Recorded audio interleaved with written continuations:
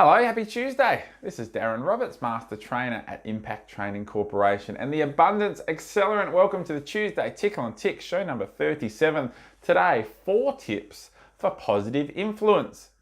Here in Australia, it is federal election time and our politicians are madly trying to have a positive influence on our decision making through their communication. So I thought, what better time to help us all with 4 tips for positive influence. Now, whether that's because you're in business or sales and you're trying to have a positive influence on decision making for your business or your product or your service, or you've got a message that you want to deliver and you want to deliver that with value so you have greater following, greater uptake, a greater understanding of your message, or maybe you're passionate about a cause or a mindset or an outcome you want to have that positive influence over, or maybe you're a parent of a teenager and you want to have a positive influence on their decision making. Now, influence can be used for good or evil, so let's make sure it's used for good, where you're authentically passionate about something that is good for you and good for the person that you're attempting to have a positive influence over. Here's 4 tips to help that influence. Firstly, people like themselves. So if they're going to listen to you, take on some information from you, then they're going to have to trust and like you. So we build that trust and like by mirror and matching as much as possible of the way that person likes to communicate, because people like themselves. So we need to be aware of and communicate back to that person, being mindful of how fast or slow we speak. It needs to be the same speed as them. What sort of tonality are they using? We need to use that tonality back. Do they have pauses in their conversation, or are they faster? What sort of gestures, facial expressions do they use? And we need to use that back when we're communicating to them. Same with our body language. 55% of our communication is body language. So the old schooling of body language is don't cross your arms or cross your legs because it's showing that you're negative.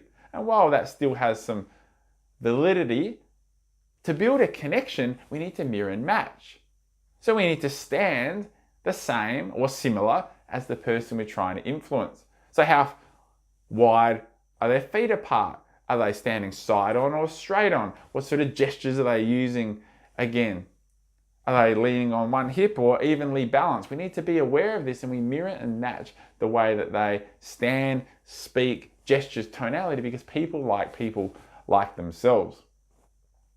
Secondly, don't rush into talking about your solution or your opinion or your product or service. We need to find out what's important to that person first. So we got to ask some great questions and we got to be a great listener. Don't just wait till they stop talking so you can jump in with your opinion. Ask some more questions to get a deeper understanding. Repeat back some of the words or the phrases they're using to show that you're listening. Recap what they said. Have some pauses to show that you're absorbing the information. That way, when you do talk about what you believe in or what you're passionate about or your product or service, then you can connect that to what's important to that individual, which creates greater value.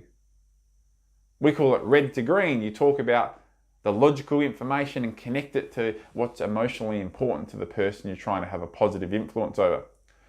Thirdly, is also about body language and NLP, neuro-linguistic programming, is if you want to have a positive influence, if you want to have more people follow you and create yes momentum with their decision making, then you need to have some assumptive statements or assumptive questions, which makes it easy for that person to agree with you.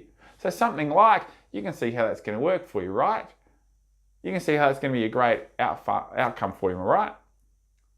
That's going to be a better way of doing it, yeah? So we have the little question bit at the end rather than at the start. Can you see how that's going to be better for you? Where it's a more yes, no answer. A little bit more assumptive. Hey, you can see how that's going to be better for you, right? We're more likely to get a yes response. Also, some bobbing. If we want a positive outcome, a positive response from a question or statement, we just bob along with a nice smile on our dial as we do that. We connect the bobbing to the assumptive statement. Hey, you can see how that's going to work, right? Also, hand gestures, palms up, elicits a more positive response. Now, this is high so you can see, but normally it's a little bit lower.